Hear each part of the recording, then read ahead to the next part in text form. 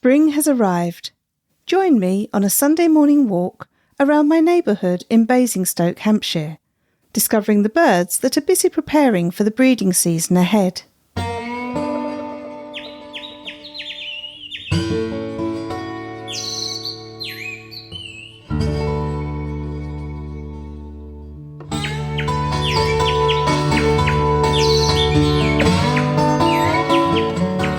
Welcome to the Casual Birder podcast. I'm Suzy Buttress. As a casual birder, I take time to watch birds as I go about my daily tasks. In my show, I'll tell you about the wild birds I've seen, speak with other enthusiasts, take bird walks, and share stories from listeners around the world. The first few days of spring in southern England have been mild and mostly sunny. With so much birdsong during the mornings, it felt like the perfect time to share a bird walk with you. So this past weekend I set off, sound recorder in hand, to take my lockdown exercise in my neighbourhood. I recently discovered some small wooded areas between segments of the housing estate where I live, and I've managed to create a nice walking route through these to take during my hour of lockdown exercise. My husband joined me on my walk as I wanted to show him the parts of the neighbourhood that I've discovered, 20 years after we moved in. I love going on bird walks at this time of year, taking gentle strolls with lots of pausing to listen to and watch the birds.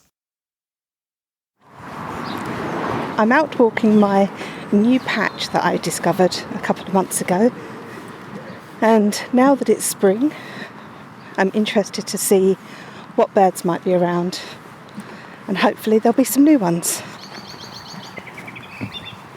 So far on the walk, we've seen a red kite that appeared to be going down into someone's garden, so that was quite exciting.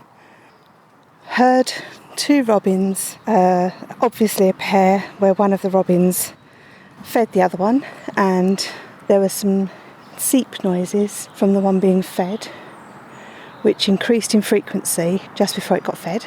Just heard and seen a wren sitting out on an exposed branch calling very loudly, and two dunnocks that were displaying to each other by flicking their wings.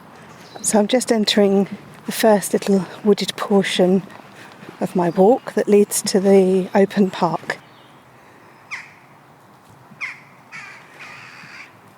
So that was two jackdaws and two magpies that flew over. I don't know if the jackdaw was annoyed at the magpie or whether there was something else that we hadn't seen.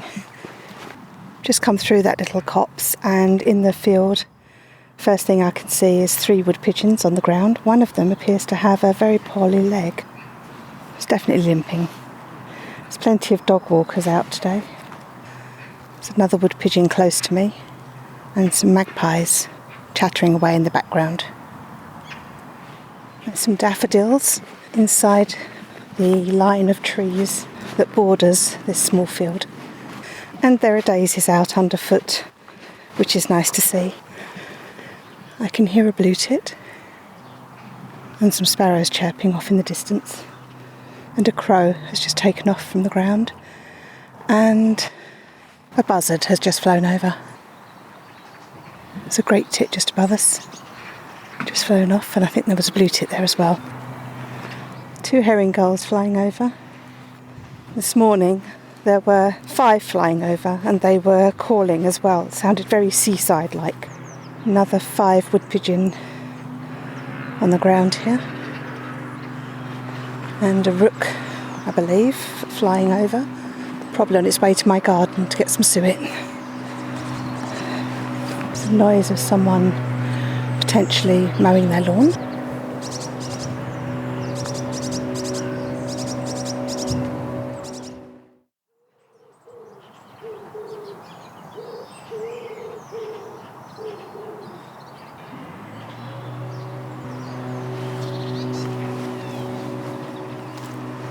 Hear a chattering magpie. There's at least 2 blue tits, possibly more, flying around.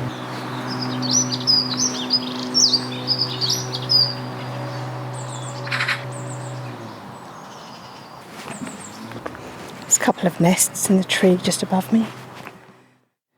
So now we're on the start of the woodland path. Can see some catkins out on the trees. This was where I saw quite a few chaffinches earlier in the year.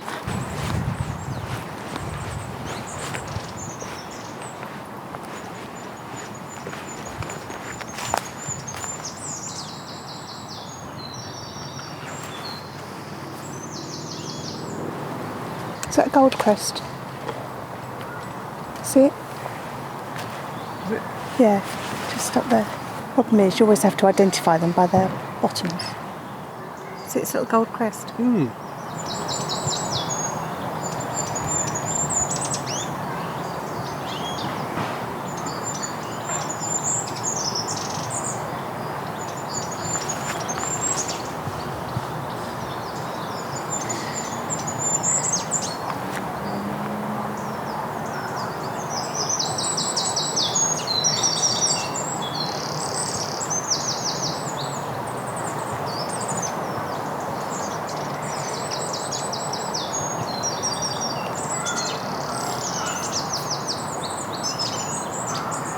Looks like it's doing a little bit of a display there. So there's a Goldcrest above us, calling out, possibly displaying, but against a bright white sky. Very difficult to both photograph and to look at through the binoculars. But we did see a little Goldcrest at one point, so that was a bonus. Some magpies at the end of the path, getting up to mischief by the looks of it. There's 3 or 4 of them.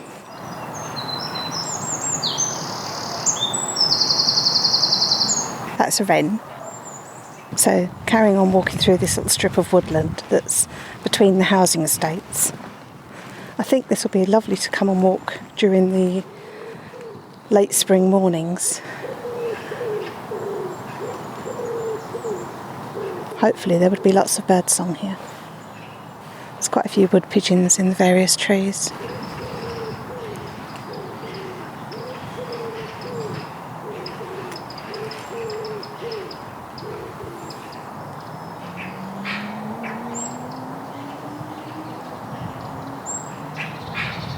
There's a couple of magpies around.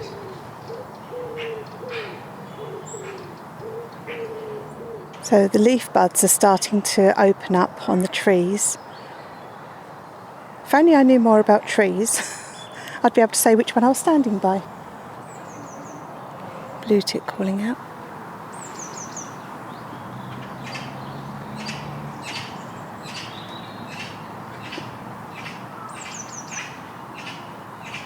There's lots of magpies around this area. I can see 2 flying in now, but I could already hear several calling out. Yes, I have no idea what these trees are, but it's nice to see trees, to be honest. There's some tall ones with palish bark, and then these ones are covered with moss. Looks like some deer tracks on the floor. If it is, they're very small. Maybe we have some muntjac here. Don't know where they would live where it's not night time. So we're going to walk along the edge of the field. So this is usually Magpie, Rook, Blue Tit and Robin alley. Oh, there's magpies. 2 magpies flying over. Oh yeah, wood pigeons. Did I say wood pigeons?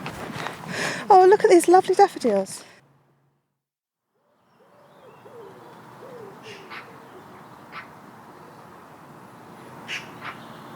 There's 3 or 4 magpies here. Wood pigeons calling in the background, and I think I heard a blue tit. What's wonderful is there's catkins on the trees and there's bees flying around the catkins. Must be able to get some early nectar. I'm out in the community centre's field now. It's quite a large field. There's a couple of pitches for cricket and football. It's got open views. There's a buzzard or kite. Buzzard. There's a buzzard flying overhead. In fact, there's another one up really high as well. So on this walk, I've mainly been walking through sections, keeping my eyes peeled, looking for movement. to see what birds might be there and listening for birdsong. And then when I hear birdsong, I've been stopping, trying to see if I can pinpoint the bird and get any closer looks. The Goldcrest was really great. I saw those earlier in the year on my first walk down that woodland strip. But it was great to hear it singing, because earlier in the year I just heard its high-pitched call, and this time I actually heard its song. There's a wren calling out in the background, or singing I should say. So the difference between songs and calls. Songs are used to define territory, advertise for mates. I think that's pretty much it. But calls could be used for contact, as alarm. That's a great tit I can hear there. This time of year we hear a lot more in terms of singing. As territories are being formed, pairs are getting together. Are they great tits that go... Teacher. I remembered, it came back to me.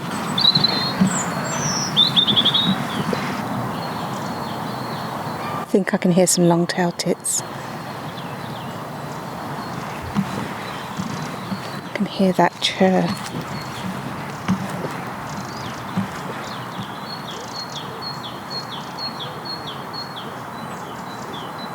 That main call you can hear is the great tit.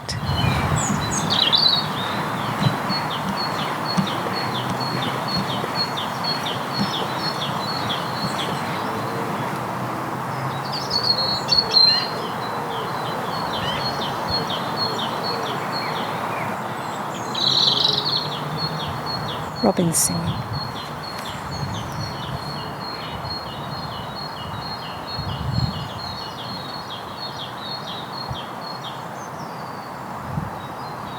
There's a redwing still here. I can see it in the woods. So those two long-tailed tits just went past. I said I could hear them doing their chack-chack noise.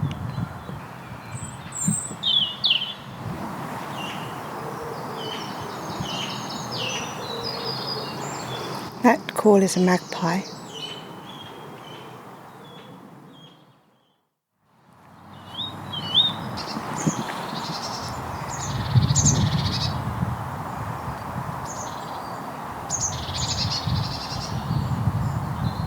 It's really great that there's this greenery between the housing areas. It's a squirrel. But the sad thing from my point of view, there's another one. Oh, look. Oh, that's got to make a good photo, hasn't it? Oh, but it would have done. There was a squirrel sitting bunched up in a tree looking very squirrely. It's the sad thing is that there's so much noise from people. Yeah, if we want to take a picture of a squirrel's butt, that would be perfect. Oh, what's that? Oh, is it the green finch? There it is.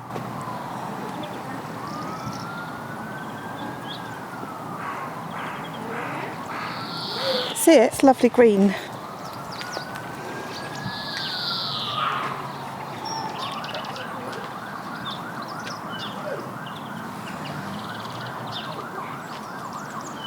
So I heard my first green finch on Thursday this week of the year, and I'm now seeing my first green finch of the year. Unfortunately, there's lots of background noise.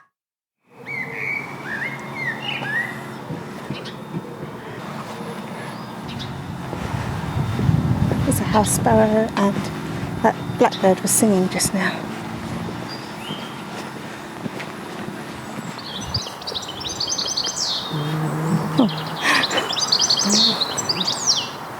Meanwhile, Goldfinch is saying hello, listen to me.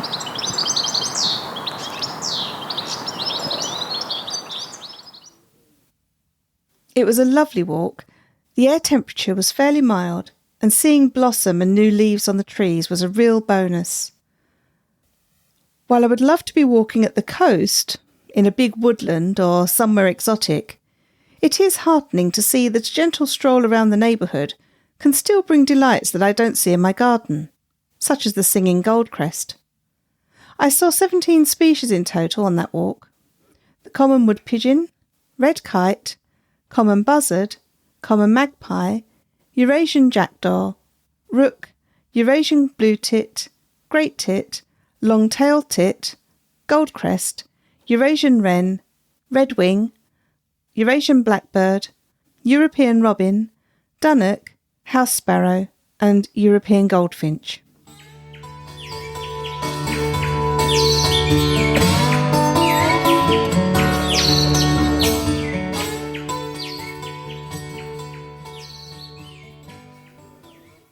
This episode is brought to you by Casual Birder Weekly, the show's newsletter.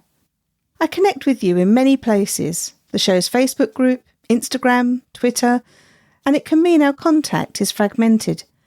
The newsletter is a great way for us all to stay in touch.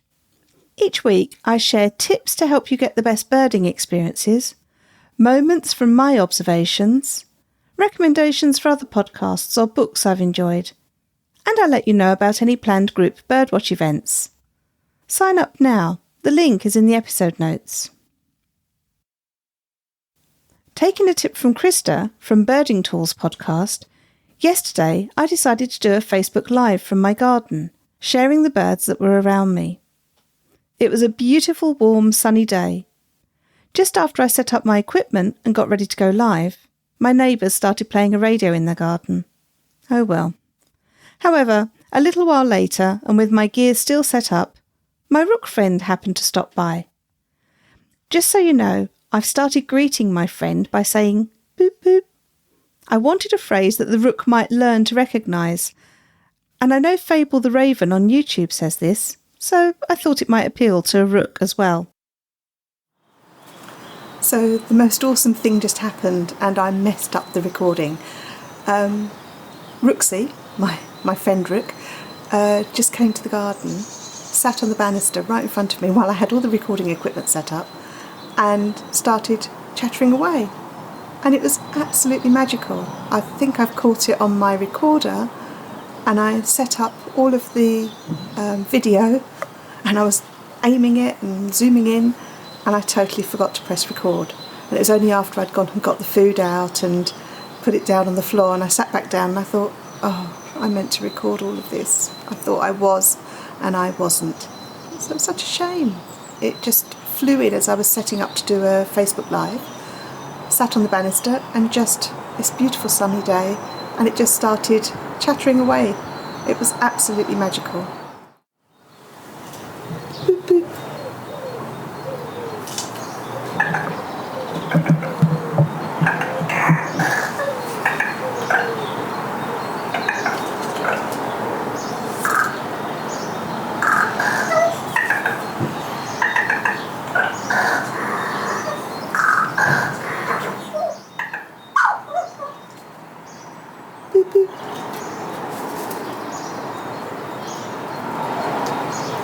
Shall I just get you some suet? It was an absolutely awesome moment. The rook is in really good condition at the moment, its plumage glossy purplish black in the sunlight. It really felt like it was chatting to me. I can dream, can't I?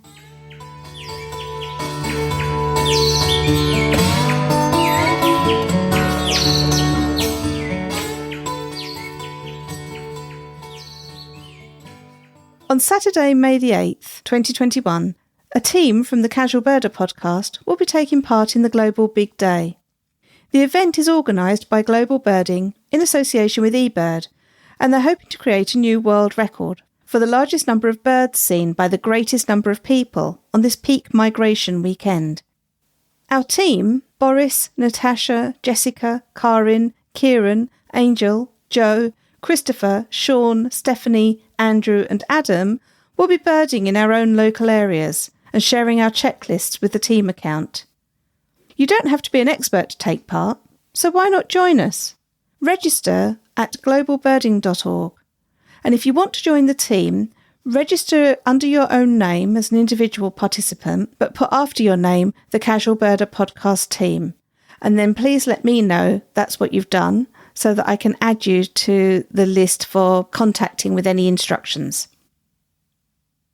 Thank you all so much for sharing your bird sightings with me. You know that I love to hear them. Each week I ask you to tell me your top 5 birds or bird moments from the past 7 days. And this week in the show's Facebook group, it was clear that spring was having an influence on the bird scene. Karin in Finland mentioned that whooper swans had been reported nearby, returning to their breeding grounds. Karin also had 3 great spotted woodpeckers drumming and chasing each other. Boris in Lithuania saw a common ringed plover, redshank, and over 12,000 white-fronted geese. Andy in Hungary saw hawfinches in his garden, a lesser spotted woodpecker, a lifer for him, and a pair of blue tits have taken over one of his nest boxes. And Ewan, the Edinburgh birdwatcher, has also seen blue tits taking nesting material into his nest box, heard a great spotted woodpecker drumming, and saw a siskin at his feeders. From England, Annika reported that stock doves had started looking for nesting sites, but although they checked out the hole in her tree, they seemed to have decided it wasn't the best spot in the end. But they still visit the ground feeders, though. Annika also mentioned that she's enjoying hearing the increased bird song and seeing spring activity. Mike, from the east of England, also had some siskin visitors, saw the courtship display of marsh harriers over the reed beds, and alerted us to the fact that the ospreys have returned to Rutland Water, and I read that the pair arrived within 25 minutes of each other, which is absolutely amazing. Christopher also saw siskins on his feeder. I'm starting to feel a bit left out. That was Christopher's second ever sighting. Shalish heard a chiff-chaff singing and saw a missel thrush and a nuthatch in a tree hole, possibly scouting for a nesting site. Adam saw his first nuthatch and great crested grebe of the year and has been learning bird song from Lucy Lapwing's series on YouTube, and that's on my to-do list as well. Andrew had a really good week with a ring-necked duck, which was a lifer, and his 200th Yorkshire bird, seeing a buzzard pair performing their courtship display, 3 snipe that he stopped to watch while out on a run over the moors, calling and drumming, and the collective sight and sounds of the lapwing, curlew, golden plover, oystercatchers and redshank back on their breeding grounds in the grassland or fields on the edge of the moors over the past few days. Jessica, who, being in Victoria, Australia, is just entering autumn, said that she took a small detour along a local creek on her way to work and accidentally flushed out a family of dusky moorhens and a white-faced heron, saw a chestnut teal serenely swimming, and an intermediate egret stalking along the waterline. And Sheila, in America, saw an orange house finch, which she says are usually red, and meadowlarks. She says their song is so beautiful. Hi Suzy, this is Sarah Bannum from the Versatile Writer podcast, which provides help and support for like-minded writers. I'm currently in my lounge listening to a whole host of birdsong. I can hear starlings, sparrows, some wood pigeons, the odd blackbird here and there. Because I live so close to the beach, you can probably also hear the odd gull as well. Thanks, Sarah. You can find out more about the services Sarah provides at loveofbooks.co.uk. You may have heard Kate Shaw from Strange Animals podcast speaking about indigo buntings in a previous episode. Here she tells us about some recent visitors to her garden. Hi, this is Kate in Tennessee in the southeastern United States. This spring, I decided to do more to attract birds to my yard. So I retired a couple of my old bird feeders that had been knocked down by deer one too many times, and I replaced them with nice new ones. I've also been putting out suet blocks, including one type of suet that has mealworms and sunflower seeds in it. I've definitely seen more birds in my yard already this spring than ever before as a result, and I plan to put out a bird bath and nest boxes soon too. So far, I haven't noticed any unusual birds in the yard, although I may get some as the spring migration really gets underway. It's been pretty warm, typical early spring weather for where I live, rain interspersed with some sun, warm days, cool nights, and I think all the winter weather is behind us. I have lots of the local birds, including Carolina chickadees, tufted titmice, Carolina wrens, white-breasted nuthatches, cardinals, the occasional blue jay, and house finches. Every so often, a hairy woodpecker, downy woodpecker, or even a red-bellied woodpecker will visit the suet. Eastern towhees, song sparrows, white-throated sparrows, and mourning doves like the spilled seed. Sometimes I'll have 3 or 4 birds on the suet block at once, tussling and fussing over who gets the best spot. Then the local mockingbird will swoop down and drive them all away. He's decided the suet next to the window is his, and I swear he spends more energy keeping other birds away than he gets from eating the suet himself. The only bird he can't intimidate is the blue jay, who's bigger than he is and won't stand for his nonsense. Mockingbirds are slender gray birds with white wing bars that flash showily when they fly. I like having a mockingbird around because they really are amazing mimics of other bird songs. I've heard this one singing from a few places around the yard, cycling through his repertoire of one song after another. Hopefully, he'll find a mate and raise some little ones where I can watch them grow up.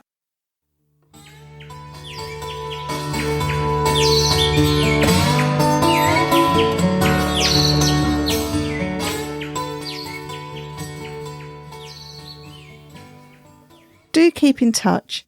Tell me about your sightings by leaving me a message on SpeakPipe or on the contact form on my website, casualbirder.com, and sign up for my newsletter, Casual Birder Weekly. If you're on Facebook and would like to join us, search for the Casual Birder Facebook group. It's a closed group and you will be asked a couple of very easy questions when you apply to join, but these are to ensure that you are a listener to the show and that you'll abide by the group rules. It's a very friendly group, and we love to hear about the birds you see. Take a look at the episode notes for the links to these. At the end of the episode will be a segment called Last Call. It's around 5 minutes of bird song and calls, recorded by me in various locations around the world. You can find it after the end credits. This week's recording is the Dawn Song, recorded from my garden in Hampshire on March the 23rd. The main birds heard are blackbird, wren and robin. Personal recommendation is a powerful way to help others find the show. So if you enjoy what you hear, please tell a friend or give the show a shout out on social media. You can also help support the show's production by contributing to the show's tip jar. And the easiest way to do this is to buy me a virtual coffee. You'll find the link in the episode notes. And thank you so much this week to Stephanie, who bought me some virtual coffees. Thank you to Randy Braun for designing the artwork for the show. The theme music is Short Sleeve Shirt by the Drones. Thanks to them for letting me use it. Check out their website at dronesmusic.net. Thank you all for listening, and I hope you'll join me again for another episode of the Casual Birder podcast.